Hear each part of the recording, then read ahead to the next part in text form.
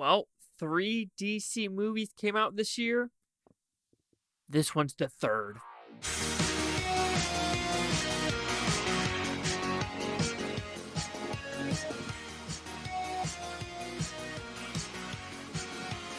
Chase Lehocky here with the Blue Futon reviewing Blue Beetle in 4DX.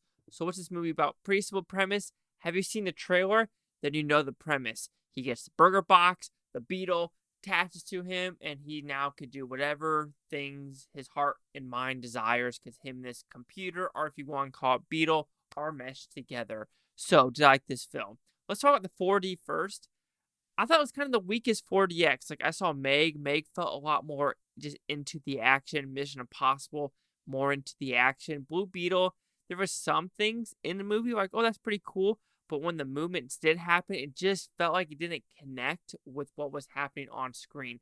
The best, like I said, in the Meg was ridiculously fun of how that like messed with the sharks. This one, there were some cool flying scenes, but it just felt kind of boring a lot of the scenes, honestly. And when it was just a lot of talking, there was actually a lot of talking in this movie and not a lot of action when you actually do deal with the 4D chairs moving.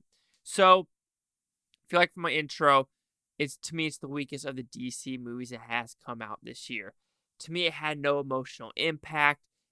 Everyone says it's hysterical. I laughed maybe twice, and those laughs are not really laughs, they're chuckles. The CGI was wonky at best.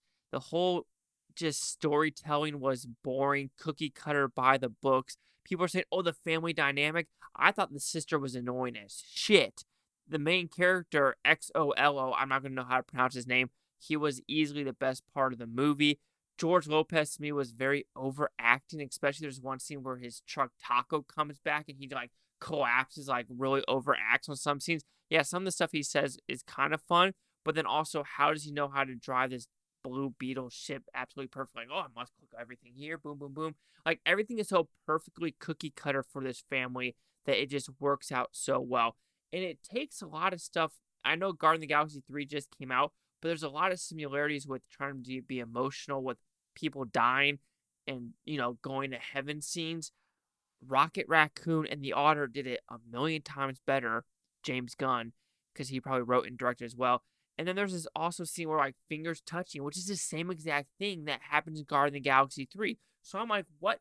Was someone on set of Guardians of the Galaxy 3 and said, wait a minute, they're doing something really good. We need to take it from it. And just as a whole, Blue Beetle, like I said, CGI, not a fan of it. Susan Sarandon, very one-dimensional villain. I mean, her backstory is like little to nothing. You do have another character's backstory, which it just felt very cookie cutter. Like it's more of like a guy that's in Colombia or I don't know what country because it really doesn't say. It's probably like on a Cuban side. But it's just randomly, why is Susan Sarandon with all these soldiers? Doesn't explain a damn thing. But like I said, if I had to talk about some pauses, I do think there was some good action set pieces. I do think they did decent practical effects when it came to the costumes, where he seemed like he was in the costumes more times than not. So I give that a positive. And I'm a really fan of the guy that actually played the part. When he needed to be angry, he was angry. When he needed to be, cool, calm, and collective, he was cool, calm, and collective. But to me, this is just so superficially cookie cutter that it's so hard to recommend this movie. I did look at Rotten Tomato before doing this review. I've never seen so many 3 out of 5s before. Like, people are, like, almost scared to give it at 50%. It's like, no. If it's just that by the book to you, it's just that by the book. So, overall, Blue Beetle, yeah, the main actor does a good job. He knows what role he is. I think he does a good job playing Blue Beetle.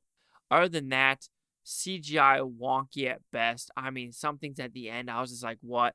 It took so many things from other movies. Iron Man, the Stark Enterprise thing is literally the same thing here. The death scenes, you've seen it a million times in other comic book movies. The heaven scene, a lot more emotional in other movies. This one, I thought the sister was so annoying. Every time they try to do an emotional punch this movie, I had no emotions. Like this one, Nana or Grandma was like, now we could cry. And it was just so forced. A lot of stuff in this movie just felt so forced to me. Or just, you've seen it a million times before.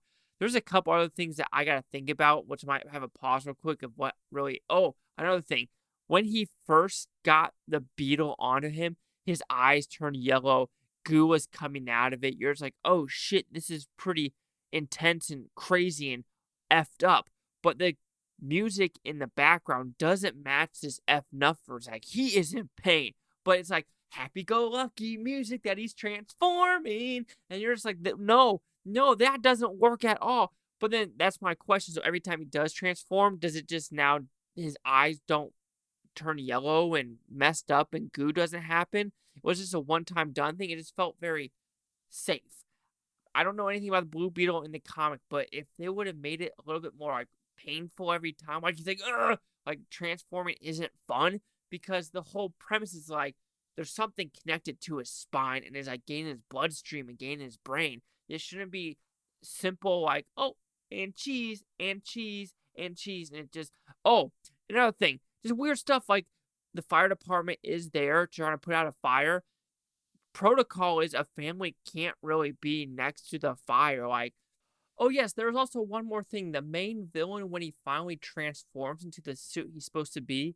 So I don't know if it's a coincidence, but I'm playing Mortal Kombat 11 right now, the story mode. I'm like on chapter 3 or 4. It's where they're in the cyborg thing. I could have sworn that costume in Mortal Kombat 11 is the exact same costume as is in this movie. So my question is, Mortal Kombat is a WB game. This is a WB movie. Is there a coincidence? I don't know. There's just so many just weird mess ups. It just felt like a very CW 2.0 movie/show. I am debating between two ratings. I think one would be a little bit too harsh because I didn't hate this movie, but I was just bored.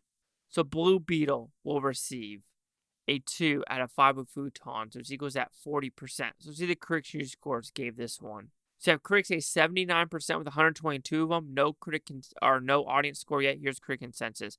Led by Xolo, magnetic performance in the title role. Blue Beetle is a refreshing, family-focused superhero movie with plenty of humor and heart. And apparently the director, Angel Manuel Soto, has said some pretty nasty stuff. Kick rocks. I don't care. Anyway, 79.40. Chase Hawk with a blue futon. Like, comment, subscribe. Let me know things Futon Tope. You Futon, think watch a great day. And I don't care what you say tomorrow, week from now, month from now, year from now. I love every single one of you. And just judging by the Thursday night previews, there's not a lot of people. Maybe I'm wrong. Can Barbie really repeat?